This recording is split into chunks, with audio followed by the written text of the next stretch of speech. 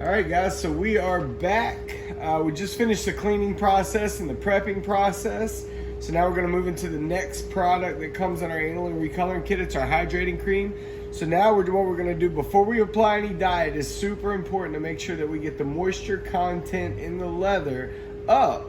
And why that is so very important is when we apply the aniline dye, we don't want the aniline dye to dry so fast that it doesn't actually have time to color the hide, because again, it's not covering, it's gonna absorb.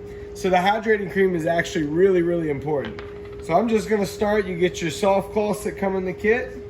Just gonna take a little bit of my hydrating cream, I'm gonna pour it on the cloth, kind of bat it up, and then we're just gonna wipe a thin coat all over the leather. Just slowly letting that absorb.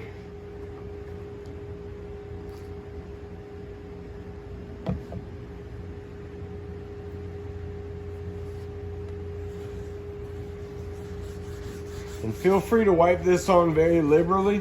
You don't have to be soft with it. You can certainly wipe a lot of it on. It's not hurting anything. This is a true water-based leather conditioner, so this isn't like a lot of what you see on the market, which are oil-based or lanolin-based leather conditioners.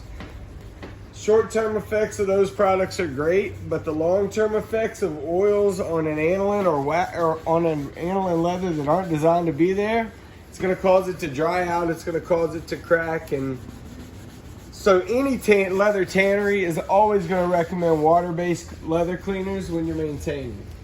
So again, you're not hurting anything by wiping a bunch on. The other thing you're going to see, which is also very common, is you're going to get color transfer whenever you're working on aniline leather. You're cleaning something that has been dyed. This obviously shouldn't happen when it's wet, but it is very common as you're wiping on the conditioner and the cleaners and the dyes, you know, to get a little bit of color rub off. So if you see that, don't worry.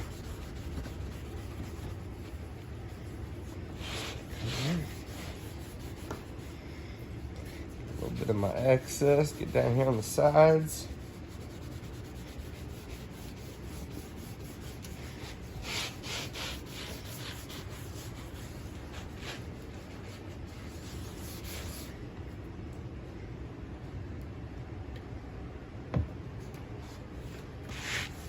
There are gloves that come with the kit. Definitely use the gloves with the dye.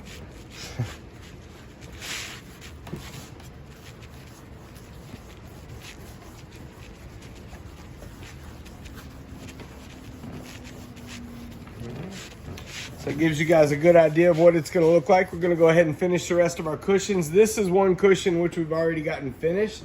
See the top? It's starting to dry a little bit. It's not going to stay this color. The dye is what's designed to give us our color back, but still got a little bit of that wet look, giving us a nice rich appearance. You can see here on the front that we're not worried. You know, we've kind of done away with all the uneven fade, which is great, because when we apply our dye, that's what we're going to get, is that nice even finish.